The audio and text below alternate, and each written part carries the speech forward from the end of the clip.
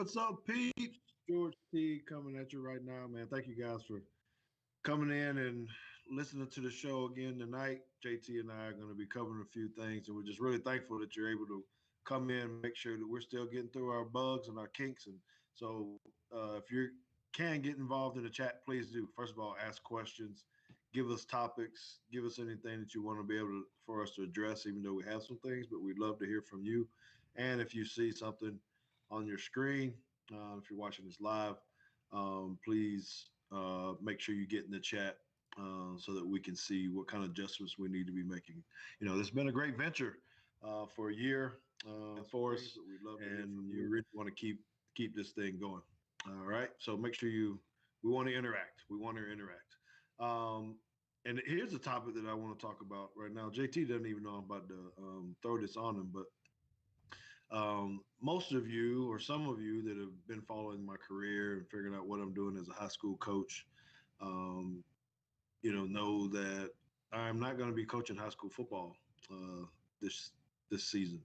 I am going to be focused on being an athletic director, doing some professional development to, perhaps become a better coach, but definitely become a better administrator. I've always had these kind of feelings, do I want to be a football coach? Do I want to be an athletic director? I've always seemed to be pulling both of them together. And it gets very hard in the school that I'm at now. I say large.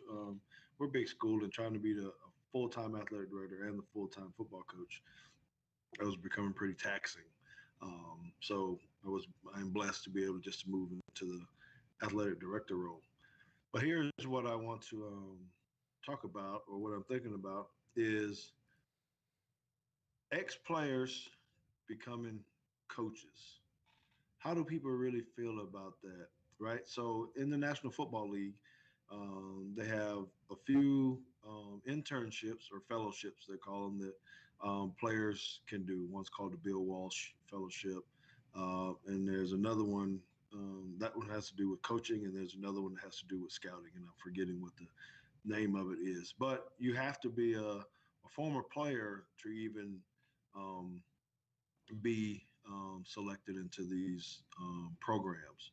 So it was making me really start to think, okay, why is there such a problem with former players getting coaching jobs, whether that's as a position coach, as a scout, or maybe even potentially head coaches? That you got to have a certain program to try to feed people through to give them the opportunity. As players, I feel like we know the game, and we can understand the players, I think, a little bit more than someone else. But we don't rise to the same or as fast or as quickly as others. And that makes me scratch my head a little bit. So why is it looked at, that way, that a player can't necessarily be a good football coach? What, JT, I think, I know it's kind of sticky and dicey, but, you hear so much about, well, a player like myself could understand another player. I mean, you're a former player, too. If you went into coaching, you're going to understand what the body feels like. You're going to know schemes. You're going to know all this kind of stuff. But why does it at least appear that non-football players accelerate up the ranks into coordinators and head coaches faster than a former player? Now, are we talking about like at all levels, or are we talking about the NFL or college, or? Well, let's go with the NFL because I think that's where it's most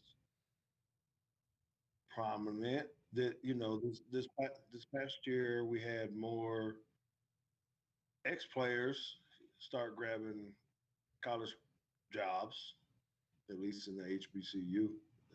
It seemed like they were hiring all former players. High school, I'm not really number is when the United States. I mean, our district we picked up some, but in the NFL, it seems like it's not the same. Yeah, well, my guess with the NFL, I mean, the NFL recycles people so often. And I think it's more about who it's easier to get your foot in the door if you've already been in the door, in the sense that um, we have. I think you have coaches that are in the NFL that have been coaching so long, and I feel like players, to have their best shot, they need to start coaching like immediately after they retire. And I'm thinking, kind of like how, I've got a bunch of college teammates that are college coaches now, and basically how that worked was they graduated and then they became graduate assistants basically the next day. And I think it's easier if you take the graduate assistant route to work your way up through college, and not in necessarily, we see position coaches all the time where they are able to network and they go from some weird unknown college that they've been coaching at, and somehow they're like an assistant, whatever, quality control, whatever, and they get in that way. And I'm just kind of assuming that when players retire, they kind of like to distance themselves for a little while. Not that that's a bad thing, but that is giving opportunities to somebody else who has been coaching for years. I'm thinking some of the Alabama coaches, right, where, Brian Dable he's been a coach basically since he graduated college, and he's been here, there, here, and then he was coaching the NFL. That staff got fired. Nick Saban picked him up. They had a good offense, and then here he is back as a coordinator, and he's doing a good job. But I think the path is a little bit different, and that's favorable to people who didn't play at the NFL level. I think I definitely agree with that, 100%. Because I know guys will take a break, maybe, depending on how long they played, what their kids' ages are. Anyway, it's more. So I think it's someone like Eric Bieniemy. He's been in a long time. Mm-hmm. Why the guy isn't a head coach yet, compared to some others that maybe have? Why? I don't. That's hard for me to fathom and Yeah, understand. I did a lot of I shouldn't say a lot. I tried to do some research on maybe why that was, because everybody has kind of had the same thought of like, why is he not a head coach yet? And I saw a lot of things there. He, not to right, wrong, or indifferent. Apparently, he had some legal issues before. But basically, what it boiled down to, I think, from the reports that I read, was that he doesn't interview well, like at all. And although he may be a good coach, it's just when they interview him and they get in the room, it seems like the people who are making the decisions are not really inspired when he leaves the interview. But that's just what I've read. I don't know. That's all speculation and reports and whatnot. But it just seems to be that, he's got a lot of looks, and when they weigh it all, for whatever reason, they don't, it seemed like they wanted to be impressed with him. They know kind of what he can do. And then for whatever reason, the interview process just wasn't good. Craig Young says he believes former players make the best coaches. The way he looks at the situation is about addiction, even though they help someone who studied addiction through a book, really doesn't understand what addicts go through to see what. So hold on, I can't read. So what I'm saying is that a coach who has never been a part of the game at one point can't have passion like one who has played. So I guess he's kind of on the other side of the coin, saying that there should be more players that are coaches. I mean, I'm agreeing with him, and I'm going back to what you're saying about the maybe not interviewing well, and I can see that, and I don't want to, talk about anybody, but I think about coaches who have failed that maybe got a shot I'm only Mm-hmm. going to say one name, but like a Freddie Kitchens. He's a Bama boy and all that kind of Mm-hmm. stuff. But yeah, he got a shot. Maybe he went in and blew up this, had a great interview and whatever, but someone wanted him to be the guy. And maybe he came in there and he rocked it. Well, a year later, he's, up out of there. And and maybe this is a selfish thought process or whatever, that there are so many up and coming stars that maybe don't interview the best, but you should be able to look around at certain individuals. I think about it from an athletic director standpoint.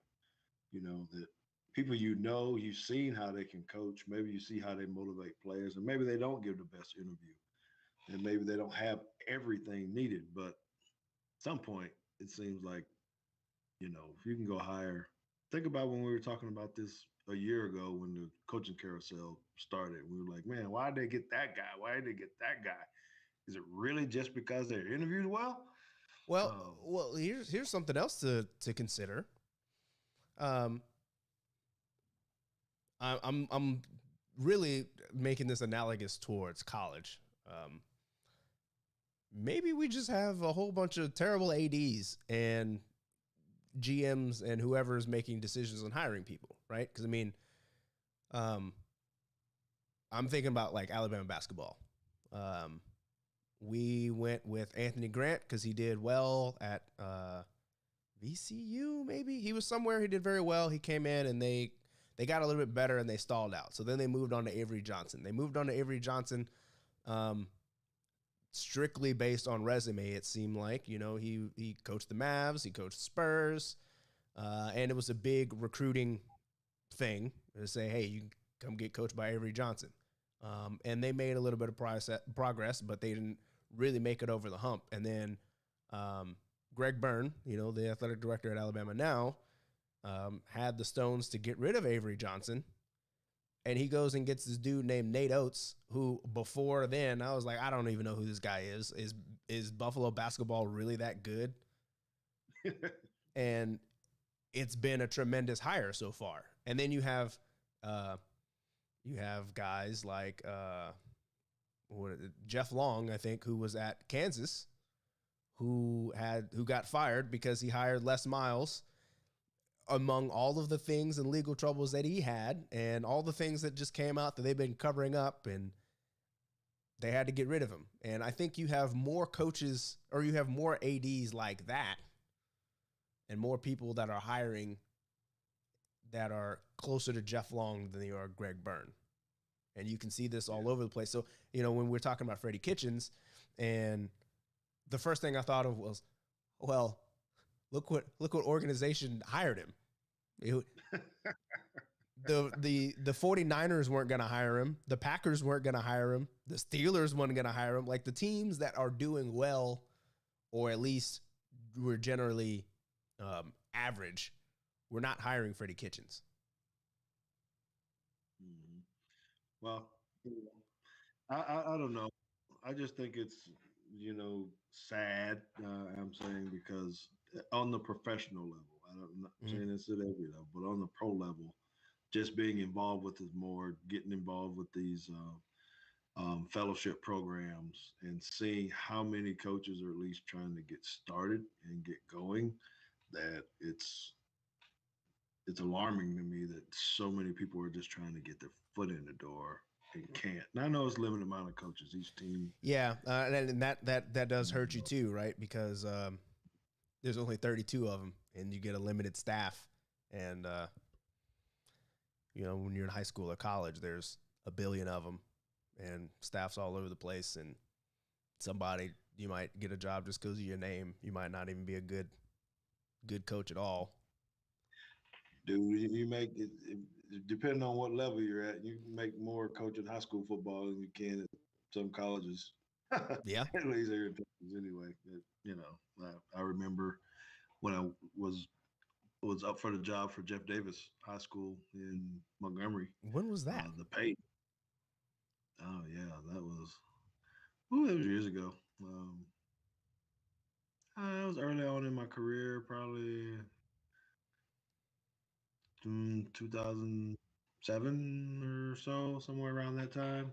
Anyway, I was kind of offered the job, and I got to looking around at it and asking people. And really, when it got to, well, we know you're in Texas.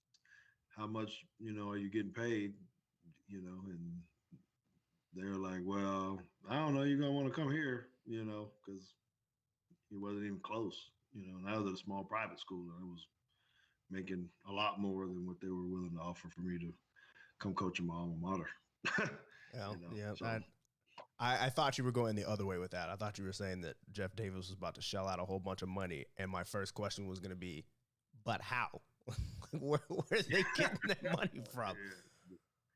No, they didn't have any. That was the thing. I mean, I could. No, it wasn't even a choice. Once they kind of told me what the salary was, it was like, oh man, I'm not coming here to go play Robert E. Lee and Hoover and all these dudes for this. Uh, You know, that's fair. you know, not unless I just was trying to get back home or something of that nature, but that wasn't necessarily the case, right? Okay, well, I think we kind of beat that one ahead. Now, I will say that this is looking good, man. Hearing well, and I don't hear any echoes or anything else, JT. Good. So I really put some elbow grease in it. There's still a few little quirks that, at least on my end, I'm like, I wish that was a little bit easier. But as far as audio and video, I think it's going okay. Mm-hmm. No, I think it's good. I think it's really good. And I learned a few things as well this week because this is the first time. So I went to the TAPS convention. TAPS is the organization that we play in, and this Texas Association of Private and Parochial Schools. And so I did an on-site podcast or a little mini series. There interviewing a lot of coaches. Now I know you have that, and we'll discuss. But I just want everyone to know that we're going to be dropping some little bonus episodes here of me interviewing some coaches from around Texas. Uh, Not all football coaches, some football. I think I had a football, just an AD, former soccer coach, wrestling, 2 track coaches. Uh, Maybe another football coach is retired. So I don't know if you remember when we played. You still would have been in school, but we played Austin Regents when I lost to them in the semifinal round when I was at Carrollton Christian Academy. Oh, no. I remember. I was at the game. Was that the game that we fumbled at the goal line? Yes. Yeah. That's it. That's it. Yeah. Hopefully hopefully he's not watching this. I didn't mean to just put you on blast like that. You know who you are, but that's what I remember. We talked about it on the show. And we both really talked about, as good as our game was, neither one of us wanted to play Waco Riker the next week because they were just way too good back in the day. So I'm saying that to make sure you guys, whether you're watching this live or you're listening to this on a recorded deal, we're going to have some mini series here of me interviewing these. They're all between 10, 15 minutes, somewhere around in there, typically. And you want to check those out because it's great to hear about coaches, how they got into coaches, what happened, did they fall into it, did they catch a blessing, was it a calling? And so I spent a lot of time asking people about that. And it's really interesting to hear how some of the coaches actually got started, So we look forward to those. And me and JT will plan those out and tweet out information on when those are going to go. Mm-hmm. You cool with that, JT? Yeah, it works for me. Well, all right. I got a couple of questions for you, and hopefully chat can chime in too. So I saw one of these in an athletic article regarding NIL, and I thought this was really interesting because I'd never thought about it. But the question was, will the NIL era tempt Notre Dame, USC, and Penn State to start putting names on the back of their jerseys?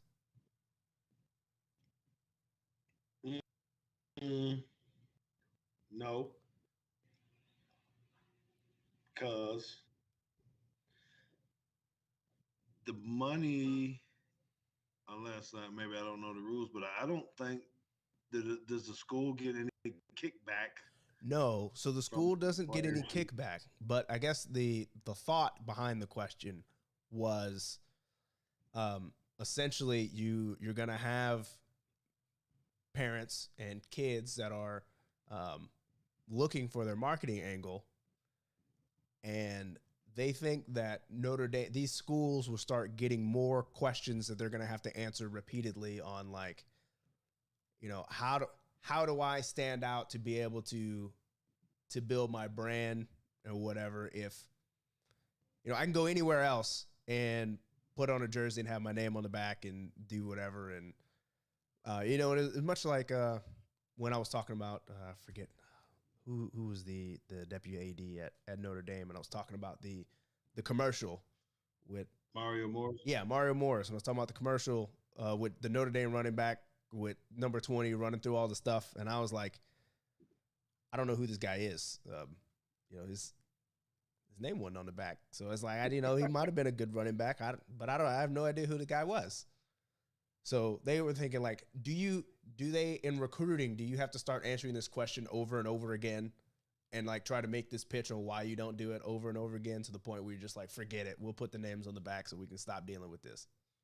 Well, let's talk about it. Does it really increase your brand just by having the name? If you're a baller, if you're a player, is it that photo op with your name on your jersey going to be worth more money than you're actually going out balling and making a play? I think that's what I would be selling. Yeah, because I don't know that I want to change all of my school's traditions just because of this, so another player can make some extra cash. And I don't know that I we got to keep debating this, I guess, because I don't know that actually will help their cause. They still got to make plays. They still got to tackle people. They still got to score touchdowns. They still got to. I don't know. Maybe is the league going to let players take their helmet off? Get rid of the old Emmitt Smith rule now. You score a touchdown, you snatch your helmet off so you can get your face out. Or are guys gonna? I guess my question would be: are guys gonna have props on the sideline? Well, I mean, they've already had props on the sideline, right? Ever since Bama's ball out belt, everybody's got some kind of deal that they do on turnovers or touchdowns or whatever, and they're up. I mean things that they're advertising. Oh, is Malachi Moore gonna have a Milo's cup under his jacket out there? Oh, well, I was gonna ask you about that too, because I had seen people launching lines and signing with marketing agencies, and then I saw Malachi Moore and Christian Harris, doing their thing, and I was like, oh, that's when it kind of became real for me. It was like, oh, wait a minute, these are players that I actually follow. Like, how is that going to gel with like, how is Saban going to handle this now that the kids have yet another distraction per se that they're. I think he's for it.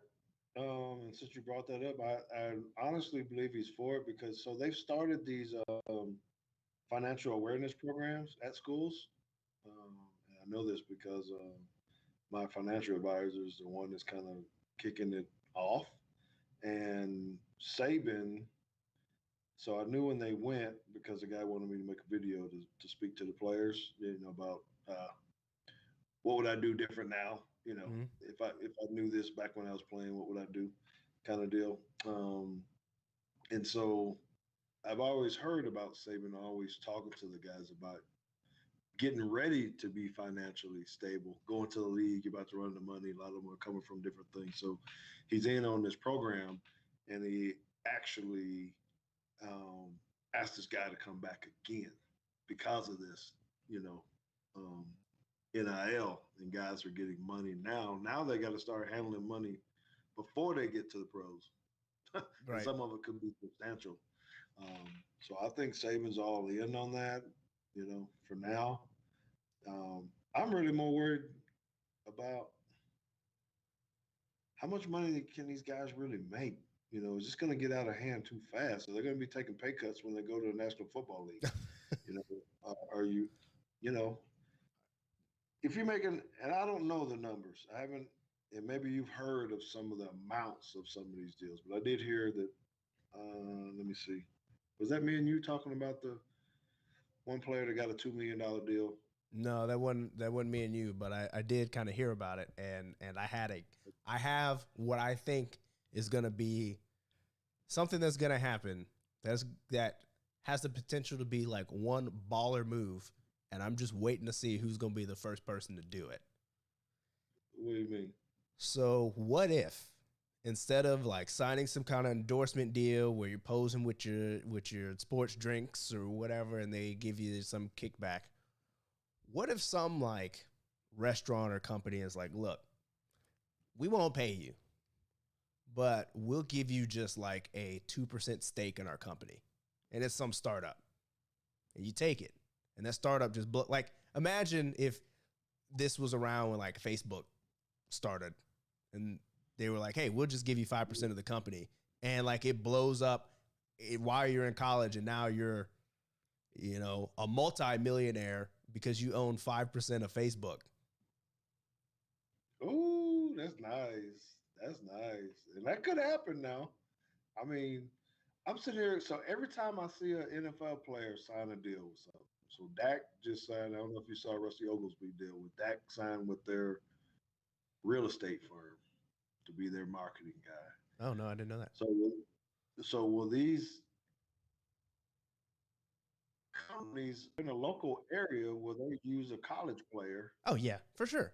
I mean, like that's what UNT is going to have to do, or SMU, like because SMU is on the rise, and if they're going to want to really compete and get back to where they were in the '80s, and they got to compete with Texas and Texas A&M, they're local franchises that can't get into Texas's pocket or players or whatnot. They're definitely going to have to go with smaller schools that may have. How much does this really change the landscape of recruiting? This NIL, are guys really going to go to a market? Is this not now? Is it not going to be about, well, can I come and play early? Can I get on the field? Is it really going to be, all right, I can go to SMU because they got all these wealthy business owners and I'm more likely to grab some kind of sponsorship. And if I play, I do. If I don't, I feel like the answer is no, because I think that the way recruiting's been anyway, all the talent is concentrated in, I don't know, like 6 schools anyway.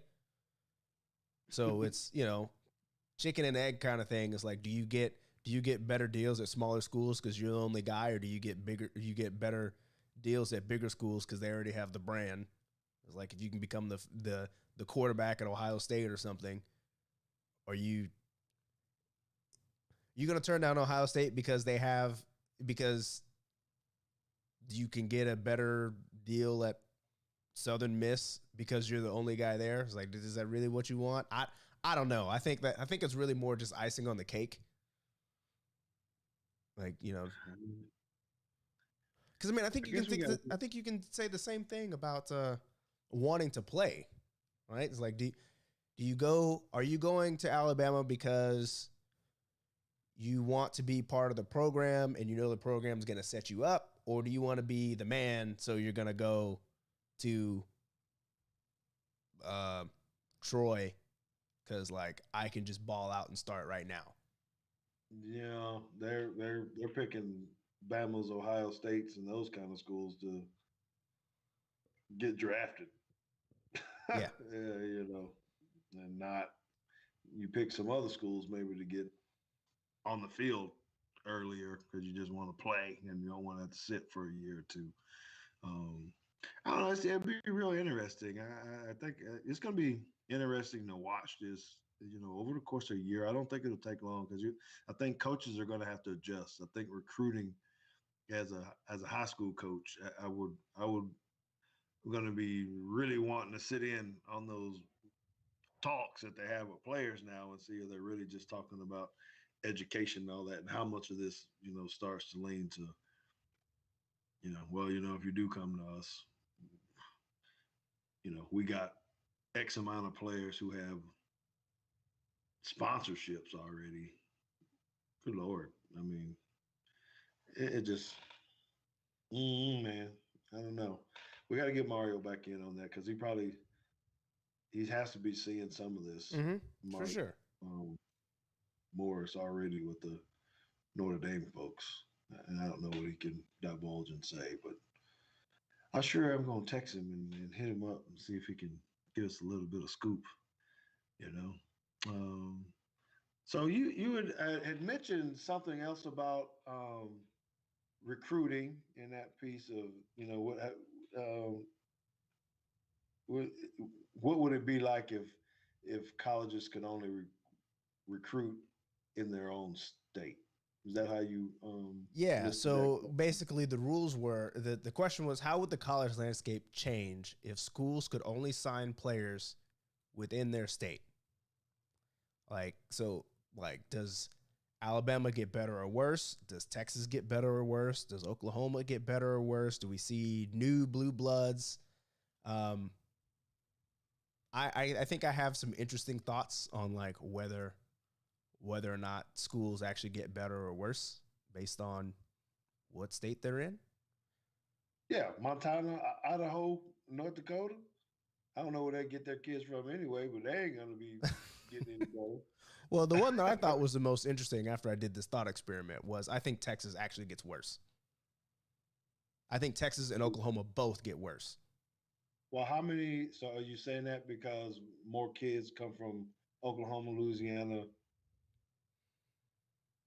Mm, where else would Texas recruit heavy? Well, Texas schools. yeah, so I guess the University of Texas, I think a lot of their kids are from Texas. Um, and so are Texas A&M, but Texas A&M also grabs a bunch from Louisiana and Mississippi and Arkansas. Um, but if they're not allowed to have access to those kids anymore, I mean, you got to think about all the Power Five schools that Texas has. You got Texas, you got TCU, you got Texas A&M, Texas Tech, Baylor, SMU's on the rise. You got UNT. So now you got all these schools that are actually that your pool has just shrunk to. Well, yes. And I understand, Texas has all this kind of talent, but you've got all this kind of talent that now like Texas doesn't have to recruit against Oklahoma, and Texas Tech doesn't have to recruit against Oklahoma. They don't have to recruit against Alabama. You got 7 schools to pick from, and if you wanted to leave the state, too bad. Like you got to pick. You got to stay home, or you got to go to the other side of the state. You don't get to leave. Yeah, I think, and this is very funny to me because I mean, yeah, but I'm also thinking of, man, what is that going to be like? So from Texas, maybe it helps certain athletes maybe get some scholarships Mm-hmm. if they didn't, because the state of Texas, because they're having to look at people here. Um, but the way that this football is going and recruiting, I could see that being meaning people would move to try to get to the colleges that they want. Now you might move from Texas to go live in Alabama because you want to play for the University of Alabama and Okay, you're some that's stud or fair. some So dude. okay, so let me just throw it, since this was a hypothetical anyway. Let's say um, you would just change the rules. In order to be able to go to that school, you would have had to be born in the state and continue to live in that state. Once you move, you cannot play college football anymore. Nah, you can't do that. You got military folks, job transfers. Hey, well, Come military on, man. folks, you get to go to you. Your options are Army, Navy, Air Force, VMI, and well, Citadel's gone. So maybe those schools get better. Oh my gosh, man, that would be hilarious. It really changed family dynamic quite a bit. It got that one. I'm putting myself in that situation. So think about what you would have just done to George Teague, who was born in Michigan, lived there 6 months, born on the Air Force Base, and moved. And you're telling me within 6 months, I've already been. If I was going to be a player, I already know the 4 or 5 schools that I'm only going to be able to play Hey, well, I mean, that's the same if you're like in North Dakota, right? You got 2 options: North Dakota and North Dakota State. at. do they get their kids from there? I really wonder where they get all their kids from. You know, a school like that where most of their kids. There's that really that many football players in North Dakota to make them that good. Aren't they recruiting heavily outside of North Dakota? Well, you need to work your network and see if you can get in contact with a coach that coaches at North Dakota State and really understand like how do you get kids that aren't already in North Dakota to decide to go play in North Dakota? Yeah, like your recruiting pitch has to be very good. Because I know they recruit Texas heavy. I don't know how you get Texas kids to, but that's they. You know, they sell that. Hey, we're always going to be in the championship down there in Texas. So, yeah, you know, because they were recruiting JP2. They were after one of our kids. It was a defensive back. We've had him at JP2 a couple times. You know, trying to recruit DBs primarily. Yeah, but I mean, it's easy now because you're always down there. But before, like, how did you? I want to know the ins and outs of how they went from wherever they were. I don't know if they were ever like truly bad, but to being dominant and just being able to pick whoever they wanted to. Basically, they get all the leftovers of the kids that thought they were going Power 5 that don't want to go Group of 5 is just like, yeah, I'm just going to North Dakota State because we're gonna win. Yeah, isn't that where Carson Wentz went? Yeah, that's where Carson Wentz went. I want to know where Trey Lance is from, actually. Where are they from? I'm gonna look it up. I don't even know where Carson Wentz was from. All right, Trey Lance is from Minnesota. Okay, he still won. Carson Wentz was born in Raleigh, North Carolina. See. Oh, but he went to high school in North Dakota. He did go to high school in North Dakota. See, so there had to be a move for what? Why do you move from North Carolina to North Dakota? You know, what job? What do they got? Some kind of that's not oil rig. It's got to be oil. They got that big old pipeline there. Yeah. So. Yeah. Okay, well they have a receiver. Okay, so get this. I'm gonna just start reading off some states just off the top. This is in numerical order on their roster: Florida, California, Missouri, Wisconsin, Florida, Illinois, Iowa, Georgia, Texas, Florida. Like they're pulling dudes out of the Southeast. They're getting kids that live on the beach to go out there and live in the tundra. So you would totally destroy their program with yes. You have to have kids from North Dakota. You totally destroy that program. That's a terrible idea. Yeah. Well, I'm not saying it was a good idea. I was just saying, how does it change? Who gets better? Who gets worse? Well, so let's. Like, is Alabama still as good as they are if they can't have any Florida kids or Georgia kids or Louisiana kids?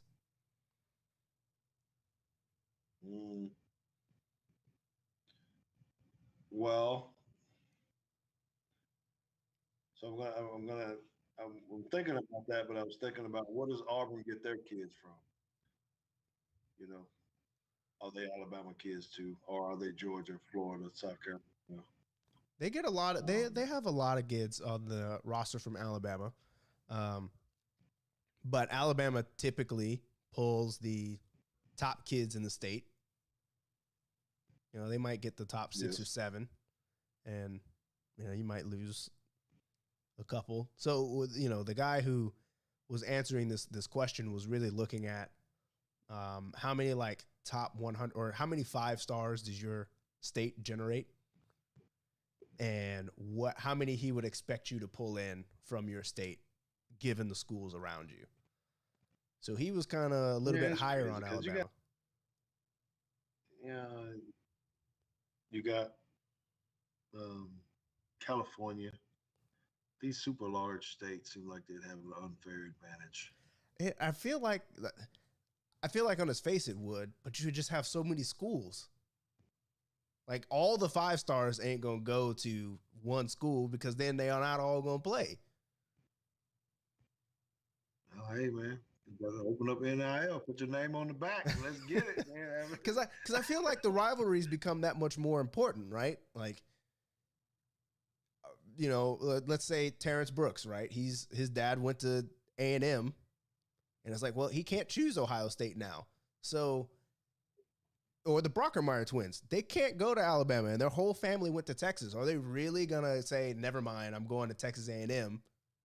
Like, I think legacies start to stay legacies, and they actually go to the schools that they were, and it'd be a real big deal to start flipping kids. It happens all the time now. But like, if you're really gonna say, hey, I know, the Brockermeyer twins, they decide, yeah, I'm not going to Texas. I'm going to A&M. Like that. Well, they butt hurt anyway that they're over in Alabama anyway. So I don't know. That's an interesting topic though. I can't wrap my head around that. I don't even know how someone would actually sit there thinking that. They must like someone that's not very good somewhere. Well, maybe they're just looking at their local high school and it's like, look, you got to live in the area to go here. So like, what if that was the rules in college? Yeah, that's a long shot. This is, whew, I don't know. It affects everything. Okay, so what we're gonna do? I don't think you had this on there. What we're gonna do about college playoffs? We're going to 8, 12 teams. Is this really gonna happen? Oh, it's gonna happen. It's gonna happen when I guess 2023 or whatever. It's gonna happen. And you still think it's a good idea, or the best to go to 12? I would like a power of 2. I would like 8, but I don't particularly like the buys in tournaments. And I mean that's okay, I guess. But if it was up to me, there would be no buys. Everybody's got to play the same amount of games. Like the basketball thing. I don't like the play-ins either. Like if you're gonna have a play-in, then like just expand the tournament or lop them off. The more you talk, I realize that you have a whole bunch of Uncle Larry in you. He has all this kind of stuff that he doesn't like. He's very opinionated on, for whatever reason, and not liking a simple play-in. Come on, man. What's the problem with those 2 games, 4 games, whatever it is, early? It's fun. Give someone an opportunity. Let you be a long shot. Go in and play. Yeah, but you can be a long shot and then just like play as like your long shot is harder than somebody like, especially with the NCAA tournament. Like if you're gonna give buys, fine, give the buys to the 1 seed.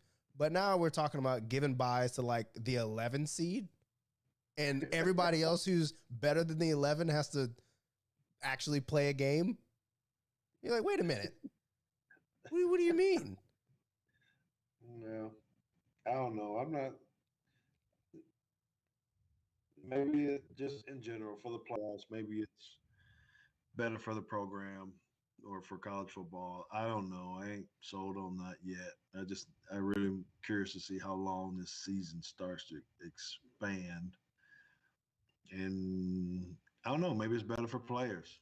More money, more endorsement opportunities, more games that you can hold something up. I mean, it could also be less games, right? Because I mean, 2020 you played 10, and I thought it was a pretty good season. Like you didn't have to play all 15. You play your 10, play your conference. It ain't going down. That's cutting into money and the TV money, radio money, ad money.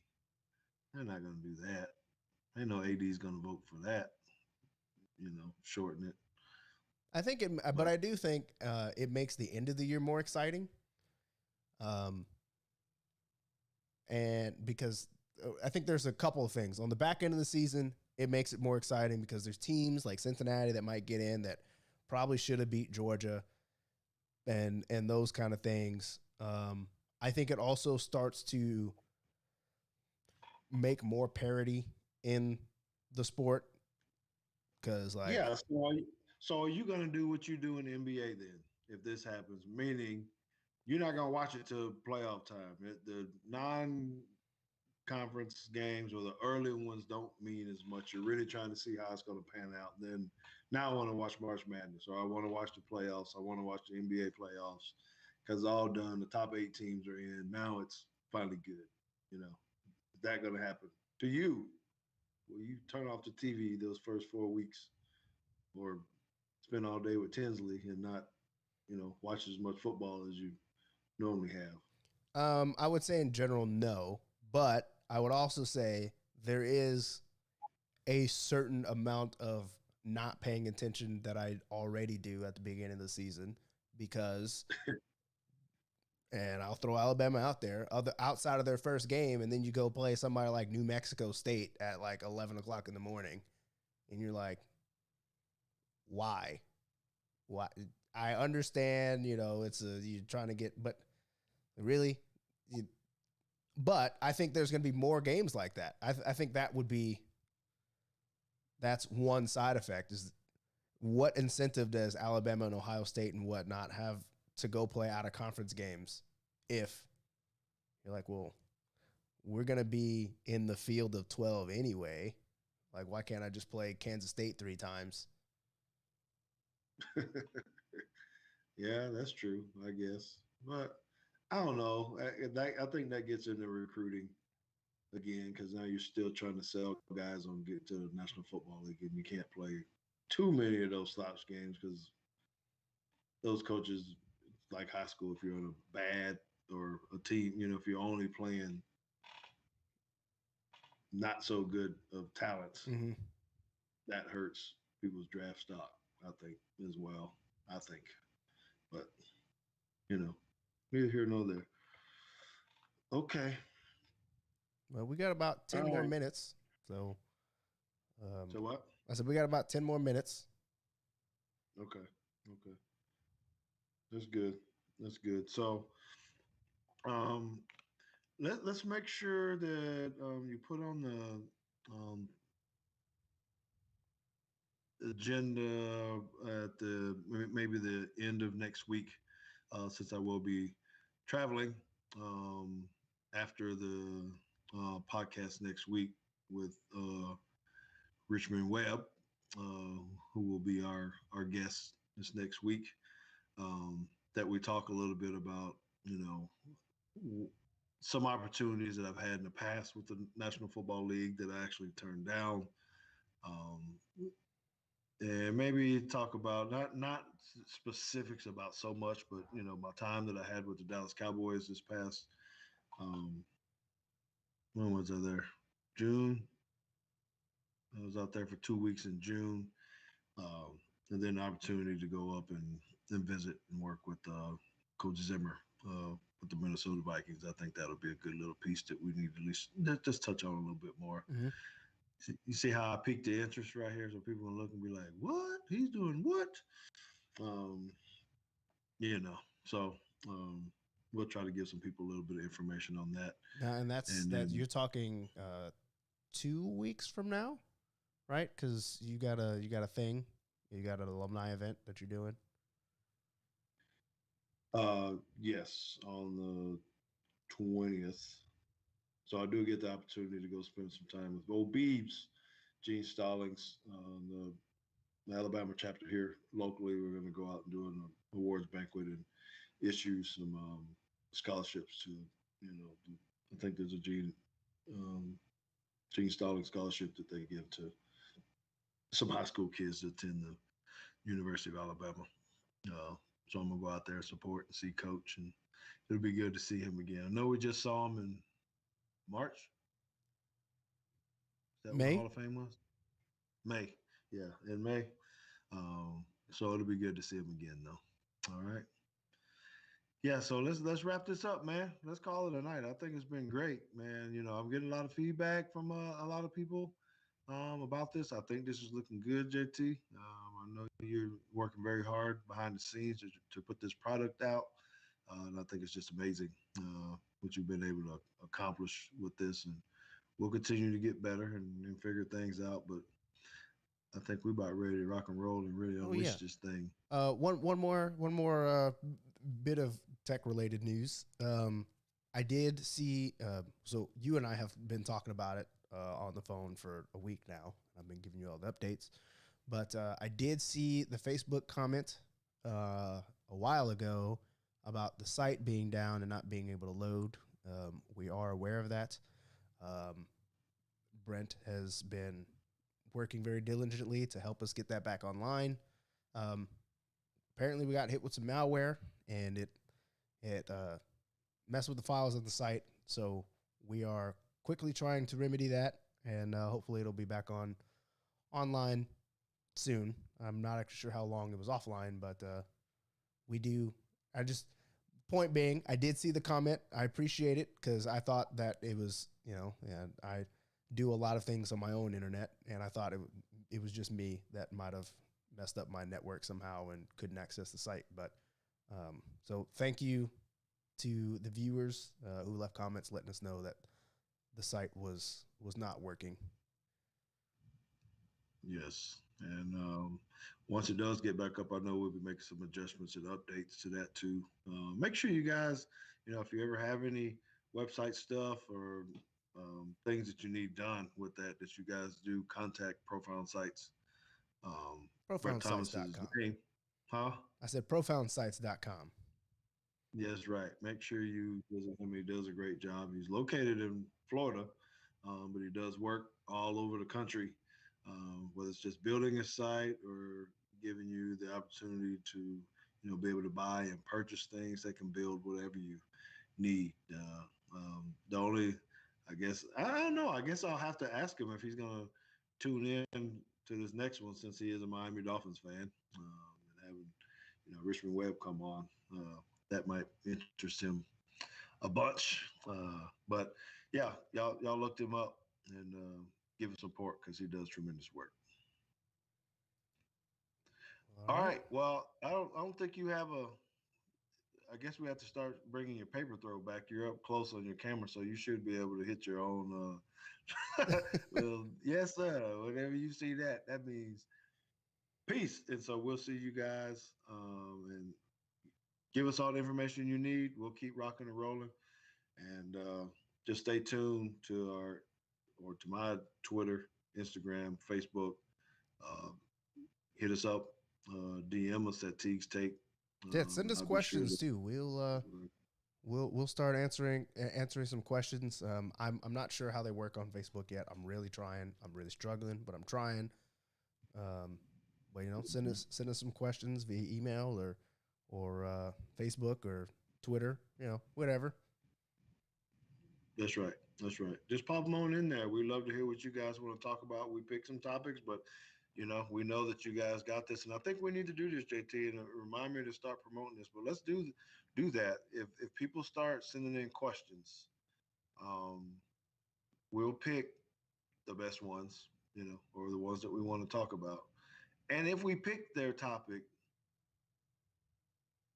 I'll call them and speak to them Ooh. personally about it as well. I think that could be a good incentive that, hey, yeah, we can get if you send in some questions that are worthy that not always on the show or something, and you give us a topic and me and JT decide to use it, I'll be sure to make sure I have a small short conversation with you, just telling you great job.